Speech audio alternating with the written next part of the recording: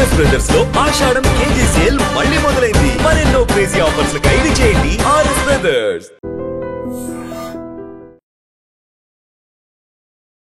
లక్షలాదిగా తరలి వచ్చిన భక్తజనం, కొండ చుట్టూ 32 కిలోమీటర్లు సాగిన గిరి ప్రదక్షిణ. ఈసారి భక్తుల సంఖ్య మరింత పెరిగే అవకాశం ఉందనే అంచనాలతో 2000కు పైగా భారీ పోలీస్ బందోబస్తుతో గిరి ప్రదక్షిణ సూపర్ సక్సెస్ అయింది అంటున్నారు డీసీపీ 2 మేరీ ప్రశాంతి గారు మనతో పాటు ఉన్నారు. ఈసారి పోలీస్ ఫోర్స్తో పాటు ఏఐ టెక్నాలజీ కూడా జోడించి పూర్తి స్థాయిలో విజయవంతం చేయగలిగాము అని కూడా చెప్తున్నారు.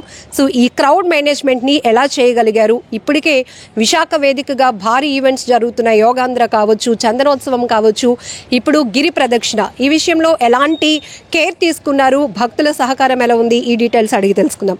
మేడం, క్రౌడ్ మేనేజ్మెంట్ అనేటప్పటికి ఇలాంటి పెద్ద పెద్ద కార్యక్రమాలు జరిగినప్పుడు చాలా కష్టం. ఎటు లోపాలు వచ్చిన ఫస్ట్ పోలీస్ డిపార్ట్మెంట్నే ఎత్తు చూపే పరిస్థితి కూడా ఉంటుంది. బట్ ఈ లోపాలన్నీ, గతంలో జరిగిన లోపాలన్నీ సవరించుకొని సరి చేసుకొని ఎలా సక్సెస్గా చేశారు క్రౌడ్ మేనేజ్మెంట్? సో ఇది ముఖ్యంగా అందరూ సిపి గారి నుంచి హోంగార్డ్ వరకు సమన్వయంతో పనిచేయడం జరిగింది. లాస్ట్ టైం ఏం జరిగింది, ఎక్కడెక్కడ ప్రాబ్లమ్స్ వచ్చాయి మొత్తం కూడా డేటా కలెక్ట్ చేయడం జరిగింది. సో మన ఎస్బీ ఇన్పుట్స్ కానివ్వండి, లోకల్ పోలీస్ ఇన్పుట్స్ కానీ, మీడియా ఇన్పుట్స్ కానీ, లోకల్ పబ్లిక్ ఇన్పుట్స్ కానీ అన్నీ తీసుకొని దాని అకార్డింగ్లీ మనం బందోబస్తు ప్లాన్ చేయడం జరిగింది. ఎస్పెషల్లీ రద్దీకి సంబంధించి మనం సెక్టార్స్గా డివైడ్ చేసుకోవడం జరిగింది. ఎక్స్క్లూజివ్లీ ఎక్కడ కూడా నార్మల్ భక్తులకి ఎవరైతే 32 కిలోమీటర్లు నడవడం అనేది సామాన్యమైన విషయం కాదు. అంత కష్టమైంది భక్తితో చేసిన భక్తులకి ఎలాంటి ప్రాబ్లం రాకూడదు అనేది ఫస్ట్ నుంచి సిపి సార్ నుంచి వచ్చిన ఇన్స్ట్రక్షన్. అకార్డింగ్లీ మనం కమాండ్ కంట్రోల్, ఎస్పెషల్లీ ఇట్లాంటివి భారీ జనసందోహం అంచనాలకు మించి వచ్చారు, లక్షలాది మంది వచ్చినప్పుడు తప్పిపోవడం అనేది కామన్ థింగ్. సో నిన్న చాలామంది తప్పిపోయి ఆ తొలి పావంచ దగ్గర ఉన్న మన కమాండ్ కంట్రోల్కి రావడం జరిగింది. వాళ్ళ ఎమోషన్స్ని అర్థం చేసుకున్న సిపి గారు ఎక్స్క్లూజివ్లో ఒక స్పెషల్ టీం పెట్టడం జరిగింది. మన ఎస్పీ ఇన్స్పెక్టర్ లూదర్ బాబు గారు, అలాగే మన లోకల్ గోపాలపట్నం ఇన్స్పెక్టర్ ప్రభాకర్ గారు, మన వన్ టౌన్ ఇన్స్పెక్టర్ జీడీ బాబు గారు, అలాగే మన ఏడీసీపీ ఏఆర్ గారు కూడా RFID ట్యాగ్స్ చిన్నపిల్లలకి ఎవరికైతే మాటలు రావనుకుంటున్నామో వాళ్ళు చెప్పలేరు, పొరపాటున మిస్ అయిపోతాయి. వాళ్ళకి మనం లేటెస్ట్ టెక్నాలజీ వాడడం జరిగింది. ఒక దగ్గర 200 మంది వరకు తప్పిపోయారు. వాళ్ళందరి బాధ, వాళ్ళ గోడు మన పోలీసులు ఓపికగా విని వాళ్ళని ట్రేస్ చేయడం జరిగింది. మనకి దీనికి కేవలం ఏపీ నుంచే కాక తమిళనాడు, ఒరిస్సా, ఛత్తీస్గఢ్, జార్ఖండ్ నుండి కూడా వచ్చారు. కాబట్టి వాళ్ళకి తెలుగు లాంగ్వేజ్ రాదు కాబట్టి హిందీ, తమిళ్, అలాగే ఒరియా నోయింగ్ కానిస్టేబుల్స్ కూడా మనం కమాండ్ కంట్రోల్లో పెట్టడం జరిగింది. కొన్ని చోట్ల మొబైల్ సిగ్నల్స్ కూడా దాదాపు లేవు. వాళ్ళని ఎట్లా ట్రేస్ చేయాలి కూడా కష్టమైన పరిస్థితిలో మన వాళ్ళు మాన్యువల్గా ఆ ప్లేసెస్ వరకు వెళ్ళి వాళ్ళని ట్రేస్ చేసి తీసుకురావడం జరిగింది. So special interest CP sir ప్రదర్శించడం జరిగింది. సార్, ఫస్ట్ టైం మేడం, యాక్చువల్గా ఎటు చూసిన జనం ఉంటారు, సెల్ ఫోన్స్ పనిచేయవు, తమ వాళ్ళు చూస్తే పక్కన కనబడరు. ఆ టైంలో ఒక ప్యానిక్లోనికి వెళ్ళిపోతారు. చిన్నపిల్లలు అయితే వాళ్ళని అసలు కాస్త నచ్చ చెప్పడం కూడా కష్టమవుతుంది. బట్ పోలీస్ యూనిఫామ్లో ఉండి మేము మీ దగ్గరికి చేరుస్తాం, మీ ఫ్యామిలీ మెంబర్స్ దగ్గరికి అని ఒక భరోసా. ఈసారి యూజ్ చేసిన టెక్నాలజీ ఎంత హెల్ప్ఫుల్ అయిందంటారు? సో మనం ఫస్ట్ ఆఫ్ ఆల్ చిన్న పిల్లలకి RFID టెక్నాలజీ, చాలామంది తప్పిపోయిన పిల్లల్ని దాని ద్వారా మనం ఐడెంటిఫై చేసి వెంటనే అప్పగించడం జరిగింది. మీరు చెప్పినట్లు ఒక రకమైన ప్యానిక్ మోడ్లోకి వెళ్ళిపోతారు, ఎమోషనల్ అయిపోతారు. ఎందుకంటే మొబైల్ ఫోన్స్ పనిచేయవు, ఏమొద్దో తెలియని పరిస్థితి, ఎటు కూడా కదలలేని పరిస్థితి. సో ఈ భావోద్వేగాలని Visakha city commissioner Bagchi sir అర్థం చేసుకోబట్టే ఒక స్పెషల్ టీమ్ మనం కాన్స్టిట్యూట్ చేయడం జరిగింది. ఆ టీమ్ ప్రతి ఒక్కరిని, బాధలో ఉన్న వాళ్ళని ఓపిక్గా వాళ్ళ గోడు వినటం జరిగింది. వాళ్ళ బాధ ఏంటో తెలుసుకునే ప్రయత్నం చేస్తాం, వాళ్ళని మనం ట్రేస్ చేస్తాం. సో గిరి ప్రదక్షిణ అనేటప్పటికీ భక్తులకు కూడా ఒక ఎక్స్పెక్టేషన్స్ ఉంటాయి, సవ్యంగా జరగాలి. వాళ్ళు మనసు నిండా భక్తి పెట్టుకుని వచ్చినప్పటికీ కూడా ఎక్కడైనా అసౌకర్యానికి గురైతే కొంత మనోభావాలు దెబ్బతినే పరిస్థితులు ఉంటాయి. సో ఇవన్నీ గ్రౌండ్ రియాలిటీలో మైండ్లో పెట్టుకొని ఇంత కోఆర్డినేషన్ ఎట్లా జరిగిందంటారు? ఎందుకంటే బిగినింగ్ నుంచి మనం భక్తుల మనోభావాలు దెబ్బతినకూడదు, భక్తుల టాప్ ప్రయారిటీ ఈ ప్రోగ్రాంలో, ఇంకెవరు కూడా కాదు. సో బ్రీఫింగ్ కూడా సిపి సార్ ఒకటే చెప్పడం జరిగింది, అందరితో మర్యాదగా ప్రవర్తించండి. భక్తులు అలసిపోయి ఉంటారు, 32 కిలోమీటర్లు నడుస్తూ ఉంటారు, వాళ్ళు కొన్నిసార్లు ఉద్వేగానికి లోనైనా మీరు సంయమనం ప్రదర్శించమని. అలా అందువల్లే మనం పోలీసులు అందరూ సంయమనం ప్రదర్శించారు. కొన్ని చోట్ల మీరు చూసినట్లయితే భక్తులు తోసుకొని కూడా వెళ్ళిపోయారు పోలీసుల్ని. బట్ ఎక్కడ కూడా పోలీసులు సంయమనం కోల్పోలేదు. వాళ్ళ పరిస్థితి అర్థం చేసుకున్నాం, ఆ భక్తుల మనోభావాలను అర్థం చేసుకున్నాము, అలాగే సంయమనం పాటించాం. కాబట్టి సింగిల్ ఇన్సిడెంట్ కూడా లేదు, ఎక్కడ ఎలాంటి ఇన్సిడెంట్ లేదు, సాఫీగా జరిగిపోయింది, పీస్ఫుల్గా జరిగిపోయింది. 32 కిలోమీటర్స్లో ఎక్కడ క్రౌడ్ పాయింట్స్ ఐడెంటిఫై చేశారు మేడం? ఎక్కువ శాతం కాస్త ఇబ్బందికర పరిస్థితి మనం క్రౌడ్ పాయింట్ ఫస్ట్ తొలిపావంచ ఐడెంటిఫై చేసాం. ఎక్కువ మొత్తం బిగినింగ్ ప్రోగ్రామ్ అక్కడే, starting of the program ending starting అక్కడే, కాబట్టి అక్కడే ఫోకస్. అందుకే సీనియర్ ఆఫీసర్ సిపి సార్ అక్కడే ఉన్నారు, నేను అక్కడే ఉన్నాను. నెక్స్ట్ అడవివరం, దీని ఫస్ట్ టైం మనం ఈవెన్ డ్రోన్ టెక్నాలజీ కూడా వాడడం జరిగింది. ఈవెన్ టీదర్ డ్రోన్ మీరు చూసినట్లయితే కొన్ని కిలోమీటర్లు కవర్ చేస్తుంది. అది దాన్ని మనం తొలిపావంచ దగ్గర పెట్టాం. ప్రతి ఏవేవైతే అడవివరం కావచ్చు, ఓల్డ్ గోశాల కావచ్చు, గోపాలపట్నం పెట్రోల్ బంక్ కావచ్చు, ప్రతి కంజెషన్ పాయింట్ని మనం డ్రోన్స్తో కవర్ చేసాం. కమాండ్ కంట్రోల్లోకి ఫుటేజ్ వచ్చేటట్టు చూసుకున్నాం. సో సీనియర్ ఆఫీస్ కమాండ్ కంట్రోల్లో చూడగానే పలానా చోట్ల ట్రాఫిక్ కంజెషన్ జరుగుతుంది, ఇమీడియట్ ఇన్స్ట్రక్షన్స్ ఇవ్వడం జరిగింది. అవసరమైతే అడిషనల్ ఫోర్సెస్ని, అడిషనల్ రోప్ పార్టీస్ని కూడా చేయడం జరిగింది. సో ఓవరాల్ సమన్వయంగా పీస్ఫుల్గా ప్రోగ్రామ్ కంప్లీట్ అయింది. భక్తులే హై ప్రయారిటీగా ఎక్కడ ఎలాంటి ఇబ్బంది లేకుండా దాదాపు 32 కిలోమీటర్ల పాటు గిరి ప్రదక్షిణ చేయడానికి వచ్చే భక్తుల్ని దృష్టిలో పెట్టుకొని వాళ్ళు ఎలాంటి అసౌకర్యానికి గురి కాకూడదు, ట్రాఫిక్ మేనేజ్మెంట్ చేస్తూనే మొత్తం క్రౌడ్ మేనేజ్మెంట్ చేయగలిగాం. అలాగే 2000 మందిగా పైగా పోలీస్ ఫోర్స్తో పాటు ఏఐ టెక్నాలజీ డ్రోన్ సిస్టమ్ని ఉపయోగించడం వల్ల ఈసారి కిలోమీటర్ల కొద్ది కవర్ అవుతూ ఉన్నటువంటి డ్రోన్ రికార్డింగ్ విజువల్స్ కావచ్చు, ఇవన్నీ ఒక మానిటరింగ్ చేస్తూ గిరి ప్రదక్షిణ అయితే సూపర్ సక్సెస్గా చేయగలిగాము అని చెప్తున్నారు డీసీపీ 2 మేరీ ప్రశాంతి గారు.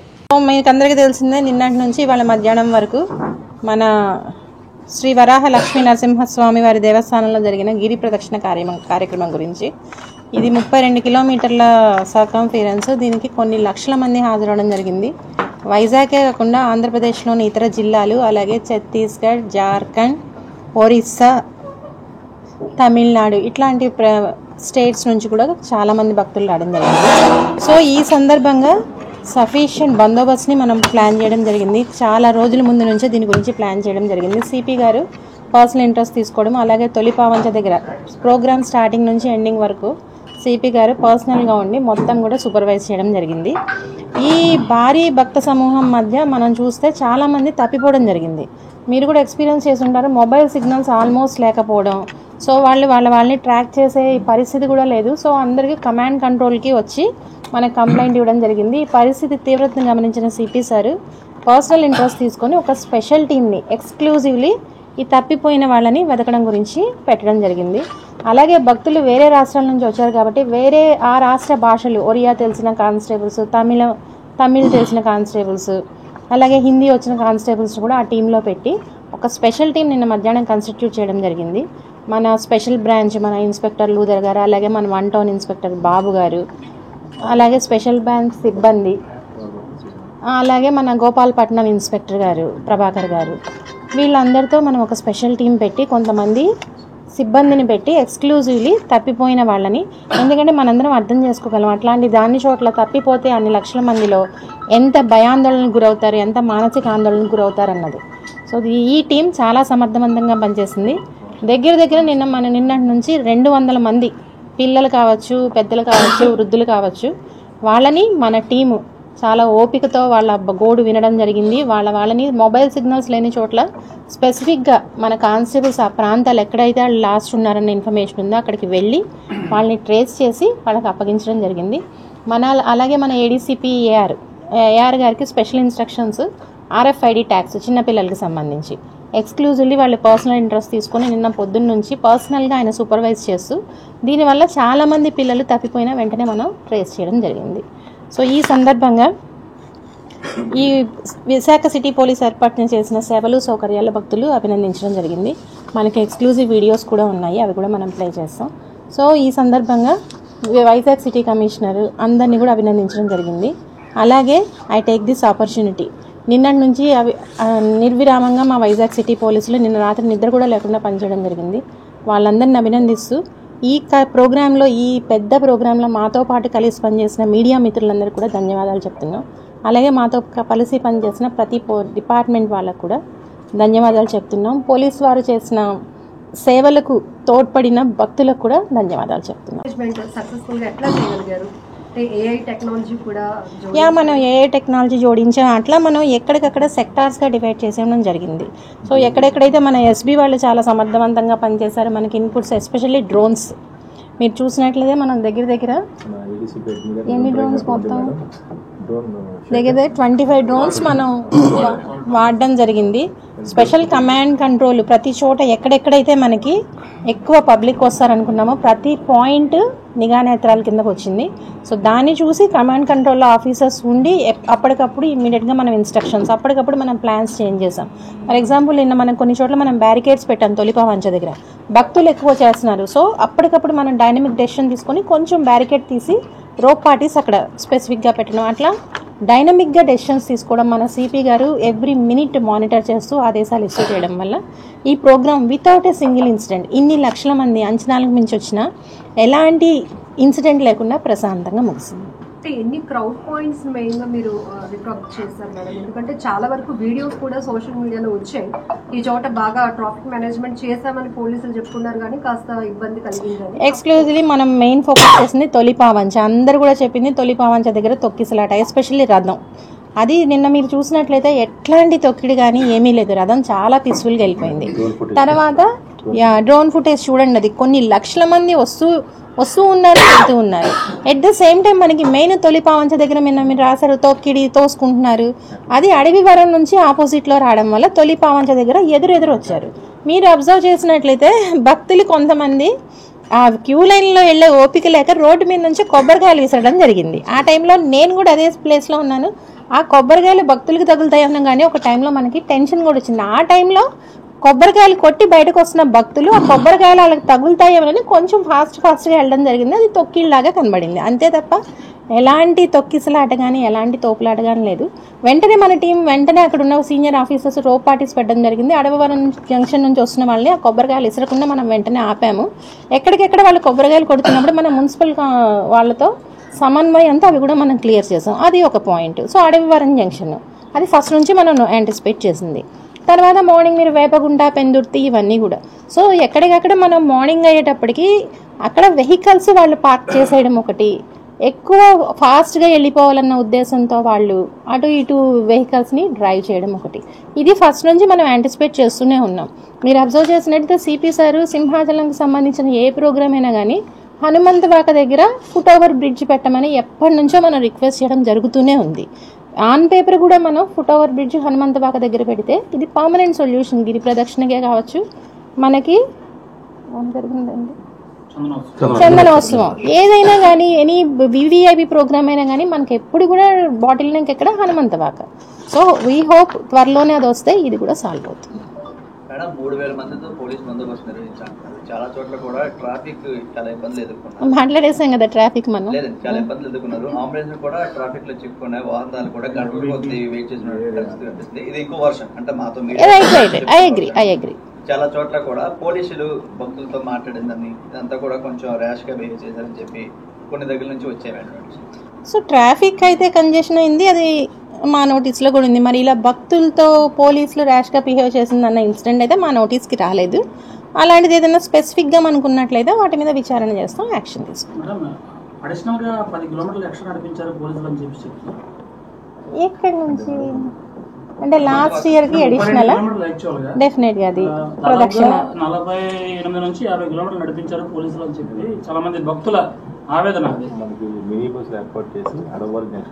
మనం అడవివరం జంక్షన్ వరకు పికప్ ఇచ్చాం వెహికల్స్, మినీ బస్సులు 10 ఏర్పాటు చేయడం జరిగింది. నిన్న మధ్యాహ్నం నుంచి బ్రేక్ డౌన్స్ అయిపోయి వెహికల్స్ హనుమంతవాక నుంచి భక్తులు అక్కడి నుంచి నడిచి అడవివరం వెళ్ళి మళ్ళీ అక్కడ కొబ్బరికాయ కొట్టి మళ్ళీ గిరిప్రదక్షిణ ప్రారంభించి లాస్ట్ కి మళ్ళీ అక్కడికి వచ్చారు. అంటే ఎప్పుడు లేదు మేడం ఇది యాక్చువల్ గిరిప్రదక్షిణ చరిత్రలో ఇటువంటి జైలు అన్ని దాటి క్రౌడ్ ఎక్కువ ఉందని అతను స్టార్ట్ చేయడానికి చాలా దూరం నడవాల్సి లిమిట్స్ లో 2 months నుంచి ఉంటున్నాడు. నిన్న కుంచమాంబ గ్రామ దేవత ఫెస్టివల్ మొన్న రాత్రి, దానికి వచ్చిన సందర్భంగా మన పోలీస్ ఫోర్స్ కూడా ఉంది, ఇన్స్పెక్టర్ ఉన్నారు, 2 SIలు ఉన్నారు, మిగతా ఫోర్స్ కూడా ఉంది. అందుకే వెంటనే మనకి ఇమ్మీడియట్ మనం రెస్పాండ్ అవ్వడం జరిగింది. అక్కడ మళ్ళీ వాళ్ళు ఎదురు పడ్డప్పుడు వాళ్ళ మధ్య గొడవ జరిగింది,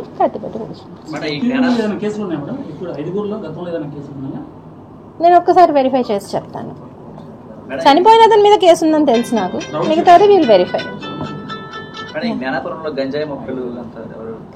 కొన్ని ఎవరో మనకి ఒక 112 కాల్ వచ్చింది, ఇమ్మీడియట్ వెళ్ళడం జరిగింది. అది ఒక డెజర్టెడ్ ప్లేస్, అది కొన్ని మొక్కలు ఉన్నాయి, మనం ఆల్రెడీ కేసు రిజిస్టర్ చేసాము, దాన్ని పంపిస్తున్నాం. అది గాంజానా కాదనేది క్లారిఫై చేసుకోవడానికి. తేలిన తర్వాత యాజ్ పర్లా మనం యాక్షన్. 2 ఎగ్జాక్ట్లీ నాకు చూపించింది 2 మొక్కలు, 2 ప్లాంట్లు నాకు చూపించింది ఫోటో. దట్ విల్ వెరిఫై అండి. అందుకే నేను చెప్తున్నాను, మనం తొలి పామంచలో ఉన్నాం. సో జనరల్ గా మామూలు మిగతా డీటెయిల్స్ ఏంటనేది విల్ వెరిఫై అన్ని కూడా రేపటి నుంచి రెగ్యులర్ పోలీసింగ్. అది మనకి రిపోర్ట్ రావాలి, ఎందుకంటే ఈవెన్ మళ్ళీ నేను చెప్తే మీరు అది రాస్తారు, నేను రాయను. ఏ మొక్కలు అనుకోవచ్చు కూడా మీరు రాయనంటే చెప్తా. ఆ బంతి మొక్కలు కూడా అలానే ఉంటాయి. సో స్పెసిఫిక్గా అది బంతి వాసన కూడా రావట్లేదు, గాంజా కాదా అనేది మనకు ఒక రిపోర్ట్ రావాలా. ఇన్స్పెక్టర్ అభిప్రాయం ప్రకారం గాంజా మొక్కను రాయడానికి కుదరదు. అది FSL రిపోర్ట్ వచ్చాక మనకు అది గాంజా మొక్కగా కన్ఫర్మ్ అవుతుంది. చూడడానికి మీరు జనరలైజ్ గా ఏమనుకుంటున్నారు? Okay, lab report okay, generalize గా మేడం అంటే 3 సంవత్సరాల లోపు పిల్లలకి మాటలు రాని వాళ్ళకి ఐడెంటిఫై చేసి మాకు 8 ప్లేసుల్లో కట్టడం జరిగింది. నిన్నైతే 3,000 వరకు కట్టాం. ఇది సింపుల్గా ఏంటంటే ఇది కట్టిన తర్వాత ఒక యాప్ ద్వారా స్కాన్ చేస్తే 4-5 ఫీడ్స్ వస్తాయి. పేరు ఏం పేరు, ఏజ్ ఎంత, తండ్రి పేరు ఏం పేరు, అతని ఫోన్ నెంబర్ ఏంటి, అడ్రస్ ఏంటి, ఇవన్నీ 30 సెకండ్స్లో ఫీడ్ చేస్తాము, సబ్మిట్ చేస్తాం. ఇంకా కుర్రోడు ఎక్కడికి వెళ్ళిపోయింది, హనుమంతు వాకలో తప్పైనా, అదర్వైజ్ లుంబిని పార్కులో తప్పైనా పోలీసులు ఎవరైనా ఫోన్ ద్వారా స్కాన్ చేస్తే ఆ పిల్లవాడి తండ్రి ఫోన్ నెంబర్ అని వస్తాయి. అక్కడి నుంచి అంటే డైరెక్ట్ ఫోన్ చేసి మనం చెప్పొచ్చు మీ అబ్బాయి పలందా దొరికాడని. అదే సింపుల్. అంతమంది సిపిఆర్ వచ్చినా కానీ అరౌండ్ అన్నింటిలో కూడా వాడామన్నట్టు మన నావిడే నాడు కానీ, చంద్రోత్సవం కానీ, బీన్లీ, తర్వాత గాజువాక్ ఫెస్టివల్స్లో కానీ, ప్రధానమంత్రి ప్రోగ్రామ్స్లోని 3 సంవత్సరాల పిల్లలు, శంకర్ ఉండే పిల్లలు, అలాంటి పిల్లలకి మాట్లాడే పిల్లలు కట్టట్లేదు. ఎక్కడికైనా ఉండమ్మా కవరేజ్ అంటే సింపుల్. మన ఏది మన గోల్డ్ మీద ఉండే ట్యాగ్ ఉంటుంది చూడండి, కొట్టిన వెంటనే బరువు ఎంత వస్తుంది చూడండి, అలాగ వచ్చేస్తుంది. ఎక్కడైనా ఉన్నాం. ఈ మనిషి గాజువాకలు దొరికినా సరే స్కాన్ చేసి వచ్చేస్తుంది. ఈ కుర్రోడు పలానా దగ్గర ఈ తండ్రి నెంబర్ ఎంత, ఫోన్ నెంబర్ ఎంత అని. దాన్ని బట్టి వాళ్ళు మన ఫోన్ నెంబర్ చేసి చెప్తాం అనమాట. ఇది మరి పోలీసు అంతా ట్రైనింగ్ ఇచ్చాము.